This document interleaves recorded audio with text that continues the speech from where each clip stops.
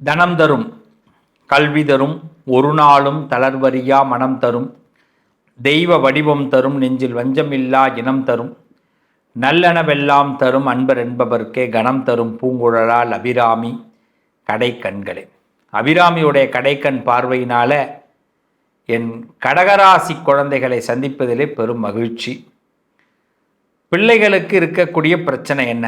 ஒரு பிரச்சனையா, ரெண்டு பிரச்சனையா, நிறையா இருக்குங்கிறீங்களா? ஒவ்வொரு பிரச்சனைக்கும் முடிவு பண்ணுவோம். பிரச்சனைன்னு வந்துட்டோம், தீர்வு கண்டிப்பாக உண்டு. அது என் குழந்தைங்களுக்கு கண்டிப்பாக தீர்வு இல்லாமல் நான் என்ன பண்ண போகிறேன்? கடகத்தில் பிறந்த என் குழந்தைகளே, யாரால் நீங்கள் காயப்படுத்தப்படுகிறீர்கள்? உங்கள் டிப்ரெஷனுக்கு யார் காரணம்? உங்கள் துன்பத்திற்கு யார் காரணம்? இதை தான் இப்போ பேச போகிறோம். எப்படிப்பட்ட மனிதர்களால் நீங்கள் டிப்ரெஷன் ஆகிறீங்க? எப்படிப்பட்ட மனிதர்களால் நீங்கள் துன்பத்திற்கு ஆளாகிறீர்கள்? இது முதல் செய்தி. அடுத்தது, எப்படிப்பட்ட அப்படிப்பட்ட மனிதர்களை நீங்கள் எப்படி ஹேண்டில் பண்ணணும், அதுக்கு நீங்கள் என்ன மாற்றிக்கணும்? இது ரெண்டாவது. மூணாவது, அப்படிப்பட்ட மனிதர்கள் யார் யார்? எந்தெந்த ராசிக்காரர்கள்? எந்தெந்த ராசிக்காரர்களால் நீங்கள் டிப்ரெஷனுக்கு ஆளாகிறீங்க, துன்பத்துக்கு ஆளாகிறீங்க?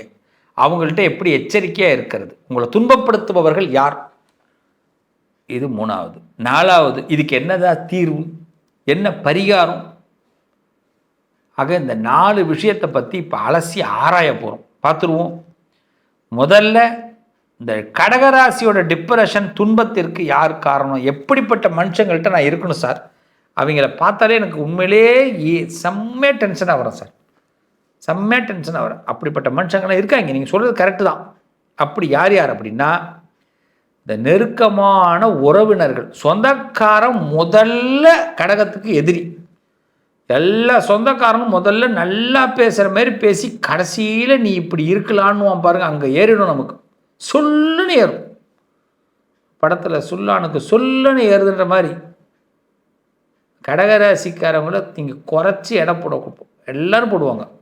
அதை என்னென்னா முதல்ல எல்லாம் வாழ்த்திட்டு கடைசியில் ஒன்று வைக்கும்போது பிடிக்காது கடகத்துக்கு. இவ்வளோ நாள் இவங்களோட நம்ம பேசிக்கிட்டு இருந்தோம் அப்படின்னு ஒரு படத்தில் கவுண்டமணி செந்தில் படம் ஒன்று பார்த்துருப்பீங்க. கவுண்டமணி அவர் என்ன பண்ணுவார், ஒரு இதில் கிணத்தாங்கரையில் உட்காந்துருப்பார். அந்த படம் வேணாம், எனக்கு பேர் தெரியாது, பாருங்கள் வேணாம். அவர் ஒரு ஏதோ ஒரு பெட்டியை ஒன்று மோட்டரை ரிப்பேர் பண்ணுறதுக்கு உட்காந்துருப்பார். அப்போ ஒரு வெள்ளை சொட்கா போட்டுக்கிட்டு வெள்ளையும் செல்லையுமா ஒருத்தர் போவார், கொடை பிடிச்சிக்கிட்டு. அவரை பார்த்து ஐயா வணக்கம் அப்படின்வார். இவர் உடனே தெரியும், ஐயோ உன்னை பார்த்தா வணக்கம் வச்சேன், இந்த கையை பிடிச்சி கருக்கி போடணும் அப்படின்வார் கவுண்டமணி. இதுதான் கடகராசிக்காரவங்க. இது மாதிரி நிறைய பேர் இருப்பாங்க. ஐயா இவங்கள பார்த்தா நான் வணக்கம் வச்சேன் அப்படிங்கிற மாதிரி இவங்கள்ட்ட பேசினேன் அப்படின்னு கடகராசிக்காரங்க நிறைய பேரை பார்த்து வெம்பி போகிறதுக்கு வாய்ப்பு உண்டு. அதில் எப்படிப்பட்ட மனுஷங்கன்னா, அதில் உறவுக்காரன். முதல்ல இந்த சொந்தக்காரனை கண்டாலே பிடிக்காது கடகத்துக்கு. சொந்தத்தோட மிங்கிலே ஆக முடியாது. அண்ணன் தம்பி, அக்கா தங்கச்சி, பெத்த அப்பா அம்மாவோடய ரொம்ப நாள் மிங்கில் ஆக முடியாது. சொந்தக்காரங்களோட அப்போ நெருங்கிய உறவுகள் அவங்க இவங்க ஒன்றுமே பேசாமல் பக்கத்தில் இருந்து சிரிச்சுக்கிட்டு பேசிக்கிட்டு இருந்தால் போதும். இவங்களை பற்றி தனி விமர்சனம் பண்ணால் கடகத்தால் ஏற்றுக்கவே முடியாது. விமர்சனம் பண்ணுறவர்களால் டிப்ரெஷன் அதிகமாகிடுவாங்க, துன்பத்துக்கு ஆளாயிடுவாங்க. குடும்ப உறுப்பினர்கள் தான் முதல் முக்கிய காரணமே. புகழை கெடுப்பார்கள், பேரை கெடுப்பாங்க. கொஞ்சம் கூட இவங்களோட உள்ளுணர்வுகளை அவங்களால புரிஞ்சிக்கவே முடியாது. இவங்களை வெளியில் தூத்துறதே, கடகத்தை தூத்துவதே சொந்தக்காரனே, அது குடும்ப உறுப்பினர்கள். கடகத்திற்கு இன்னொரு இடத்துல ரொம்ப டிப்ரெஷன் ஆகிற இடம் என்னென்னா, பாசத்தை மதிக்காதவர்கள். அன்புனா என்னன்னே தெரியாது, எல்லாம் காசாக பார்க்குறவனை கண்டா பிடிக்காது, பாசத்தை மதிக்காதவனை கண்டா பிடிக்காது. அவங்களுக்கு பாசம்தான் வேணும். ஒரு காதலிக்கும் போது காதலன் காதலிக்கிறாங்க. ஒரு பெண்ணு கடகத்தில் இருக்கிறா, இல்லை ஒரு பையன் கடகத்தில் இருக்கிறான்னா, அவன் எப்படி முதல் நாள் அந்த காதலை தோங்குறானோ கடைசி நாள் வரைக்கும் அப்படி தான் இருக்கணும். இல்லைன்னா கடகராசிக்கு அது ஒத்து வராது, பிடிக்காது. அப்படி பாசத்தை கொடுக்குற மாதிரி கொடுத்து கடைசியில் ஏமாத்திடுவாங்க. இதுதான் கடகராசி நிறைய இடத்துல ஃபீலிங் ஆகிடுவாங்க. அவங்களெல்லாம் கண்டாலே டிப்ரெஷன் ஆகிடுவாங்க. அதுமாரி நம்பிக்கை துரோகிகள், நம்ப வச்சு கழுத்தை இருக்கிறவங்கள கண்டா டிப்ரெஷன். இன்னும் ஓப்பனாக சொல்லப்போனால் உணர்வுகளை புரியாதவர்களை, ஃபீலிங்ஸை புரிஞ்சிக்காதவனை கண்ட டிப்ரெஷன் ஆகிடுவாங்க. ஏன்னா மனுஷனான்னு டைரெக்டாக கேட்பாங்க. கோபம் வந்ததுன்னா கடகத்துக்கு வர மாதிரி கோபம் வராது, பிச்சு கையில் கொடுத்துட்டு போயிடுவாங்க. அது உறவாக இருக்கட்டும், தெரிஞ்சவனாக இருக்கட்டும், அதனால் பேச்சுன்னா உங்கள் வீட்டு பேச்சு. இதுக்கு பிறகு என்ன பேசுறதுன்னு தெரியாது. கடகம் பேசிட்டாங்கன்னா அதுக்கு பேர் அவங்க பேச மாட்டாங்க, பேசிட்டாங்கன்னா அதுக்கு பேர் வார்த்தையே வராது. அடி எதோ சொல்லுவாங்கள்ல, எல்லாத்தையும் கிளறி எடுத்துருவாங்க. அதனால் கடகராசிக்காரவங்கள்ட்ட 2 விஷயம் வச்சுக்கூடாது. கடகராசிக்காரவங்க சொன்னால் பழிக்கும், சாபம். அவங்க சாபம் கொடுத்தா பழிக்கும், திட்டினாலே பழிக்கும். கடகராசிக்காரவங்கள்ட்ட அப்படி ஒரு பவர் உண்டு. ஏன்னா சந்திரன் அங்கே ஆட்சி, குரு உச்சம் பெற்ற வீடு. கடகராசிக்காரவங்க சொன்னால் பழிக்கும். அவங்களுக்கு சொல்லுவாங்கள்ல, ரத்தத்தில் கலந்துரும் கோபம். இந்த ரத்தத்தில் கலந்துரும். இந்த ஒரு படத்தில், பாட்ஷா படத்தில் ரஜினிகாந்துக்கு சொல்லுவாங்க ஒரு வசனம், இது ரத்தத்தில் வெறி ஊர்ன ஒருத்தவனால தான் அடிக்க முடியும் அப்படின்வாங்க. கடகத்துக்கு ரத்தத்தில் கலந்துரும். இந்த டிப்ரெஷன் துன்பத்திற்கு யார் காரணம், இவங்களை எங்கே டிப்ரெஷன் ஆக்குறாங்கன்னா அந்த உணர்வுகளை புரிஞ்சுக்காதவங்க, ஃபீலிங்ஸை புரிஞ்சுக்காதவங்களை கண்டா செம்மையாக டென்ஷன் ஆகிடுவாங்க. அந்த உறவே வேணான்ட்டு விட்டுட்டு போயிடுவாங்க. அப்போ என்ன பேசுகிறாங்கன்னே தெரியாது, என்ன வார்த்தை வேணாலும் பேசலாம். நன்றி கெட்டவனை கண்டால் சுத்தமாக பிடிக்காது. நன்றிக்கு, விசுவாசத்திற்கு ரொம்ப நம்புகிறவங்க கடகராசிக்காரர். அதுமாரி கடுமையாக நீங்கள் ஒன்றும் இல்லை, சிம்பிளாக தெரிஞ்சுங்க. கடகராசிக்காரவங்களை டவுன் பண்ணணுன்னா சொல்லுன்னு ஒரு வார்த்தை சொல்லிட்டிங்கன்னா அவங்களால தாங்கவே முடியாது. கடுமையாக பேசிட்டிங்கன்னா தாங்க முடியாது. அந்த கடுமையாக பேசுபவர்களை கண்ட கடகராசிக்கு அவ்வளோதான், முடிஞ்சு, செம்ம டிப்ரெஷன் ஆகிடுவாங்க. இதுக்கு அந்த எல்லையே கிடையாது, எல்லையை தாண்டிடுவாங்க. ஒன்று அழுதுருவாங்க, இல்லைன்னா அந்த இடத்துல ரொம்ப காமாயிடுவாங்க, ரொம்ப பொறுத்துப்பாங்க. ஆனால் இந்த இடத்துல என்னென்னா கடகராசிக்காரவங்கள்ட்ட மட்டும் நல்லா கவனிங்க. அவங்க டிப்ரெஷன் ஆகிறாங்க, துன்பத்துக்கு ஆளாகிறாங்க, அவங்க கோவப்படுறாங்க, கடுப்பாகிறாங்கன்னா பல்ல கடிக்க மாட்டாங்க, காலை 2ஐயும் சேர்த்துருப்பாங்க. நல்லா கவனிச்சிங்கன்னா தெரியும், காலை 2ஐயும் சேர்த்துப்பாங்க. இந்த கையை போட்டு பிசைவாங்க பாருங்கள், கண்டுபிடிச்சிடலாம். இந்த கை எங்கேயோ ஒரு இடத்துல இன்னொரு இடத்துல லிங்கில் வரும். இப்போ கடகம் டிப்ரெஷன் ஆளாயிட்டாங்கன்னு அர்த்தம். அதுக்கு அடுத்தது கொஞ்சம் எல்லையை மீறுற வரைக்கும் பார்த்தீங்கன்னா நாக்கோட நாக்கு பேசிட்டு இருப்பாங்க. நாக்கில் இந்த உதட்டில் தெரியாது, அந்த நாக்குக்கும் பல்லுக்கும் அந்த உதட்டு, அந்த தாவாங்கட்டைக்கும் பேச்சு நடந்துகிட்ருக்கும். அப்படி உள்ளுக்குள்ள உதறே அசையாமல் ரொம்ப டிப்ரெஷனுக்கு ஆளாகும் போது தான் வாயிலேருந்து வெளியில் வந்துடும் வார்த்தை.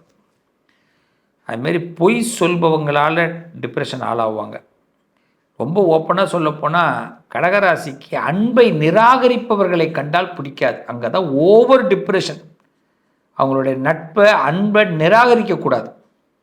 அதுமாரி விட்டு விலகுபவர்கள், நல்லா பழகிட்டு விட்டு விலகுறாங்க பாருங்கள், எல்லாத்துக்கும் ஓகே சொல்லிட்டு அவங்கள கண்டால் பயங்கர டிப்ரெஷன் ஆகிடுவாங்க. மற்றவங்கள்லாம் டிப்ரெஷன் ஆகிறதுல பிரச்சனையே கிடையாது.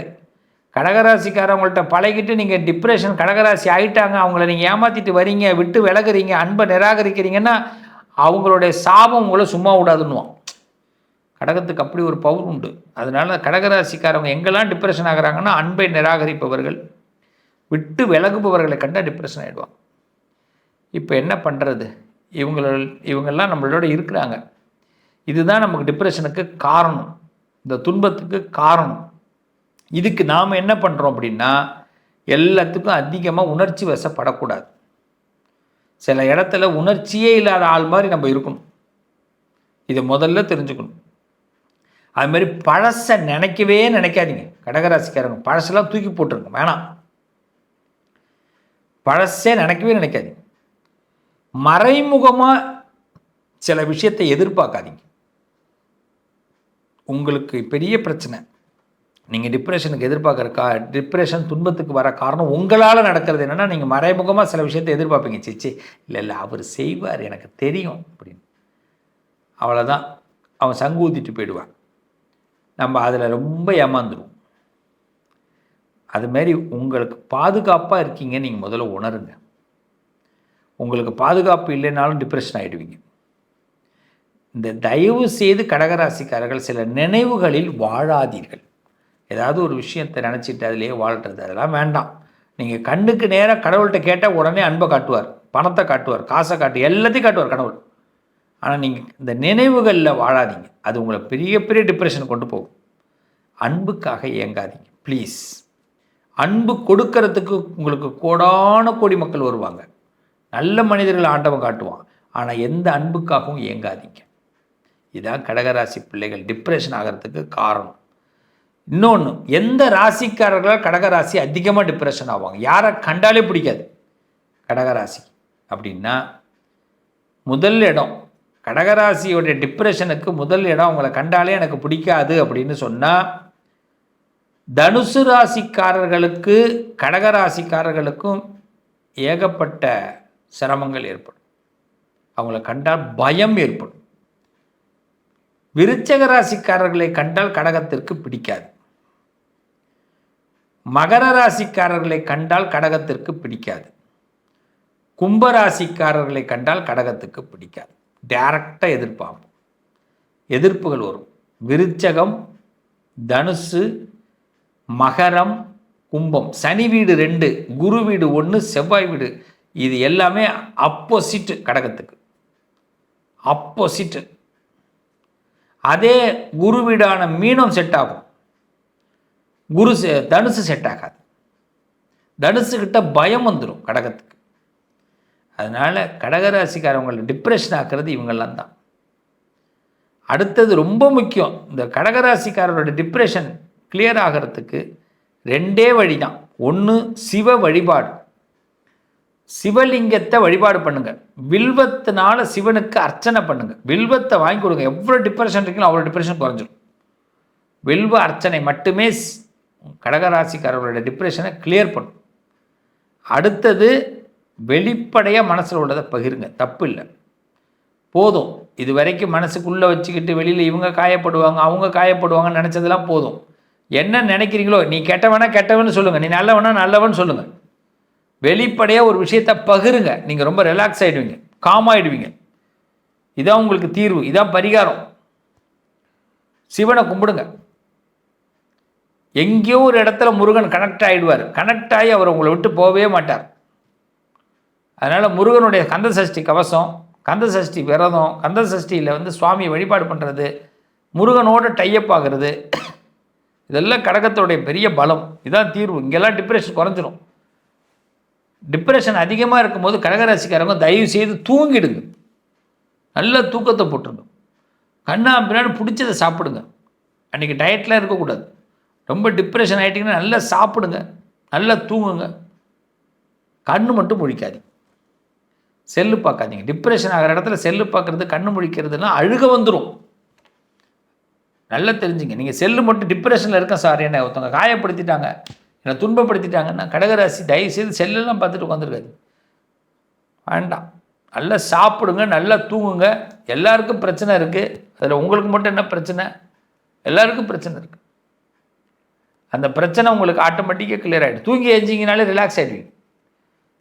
யாரெல்லாம் உங்களை கெட்டவனாக பார்த்தானோ, எதிர்த்தானோ, எவன்லாம் உங்களுக்கு பிரச்சனை கொடுத்தாலும் அவன்லாம் உங்கள்கிட்ட காலடியில் உட்காந்துருப்பான்.